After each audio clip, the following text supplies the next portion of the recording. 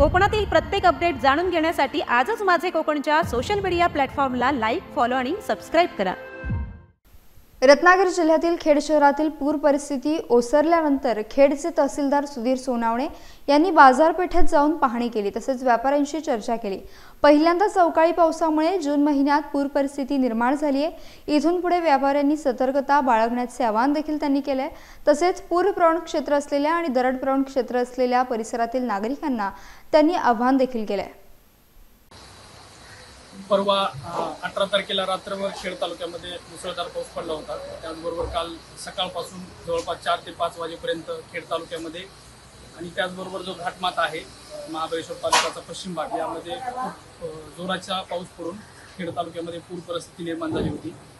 यावर्षी लवकर पाऊस सुरू झाला आहे आणि त्या अनुषंगाने माननीय जिल्हाधिकारी महोदयांनी अगोदरच आमची तयारी करून घेतली होती। त्यामध्ये मे महिन्याच्या सुरुवातीपासूनच ही तयारी सुरू होती।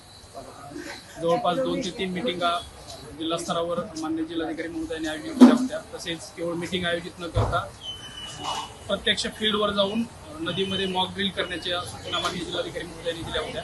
त्यानुसार खेड शहरातील ज्या स्वयंसेवी संस्था आहेत जे पूर परिस्थितीमध्ये आम्हाला मदत करतात त्यांचं ट्रेनिंग एका नामांकित ठाणे येथील नामांकित प्रशिक्षण संस्थेमार्फत आम्ही पूर्ण केलं होतं। त्याचा आम्हाला काल निश्चितपणे फायदा झाला।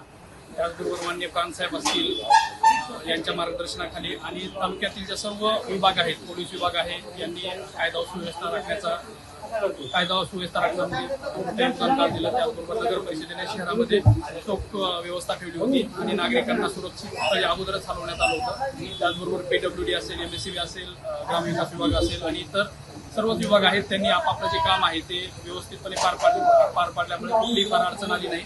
आणि यामध्ये आम्हाला जी काही अडचण भासेल या बाबतीमध्ये माननीय जिल्हाधिकारी महोदयांनी वेळोवेळी जिल्हा नियंत्रण कक्षामधून आम्हाला मार्गदर्शन केलं।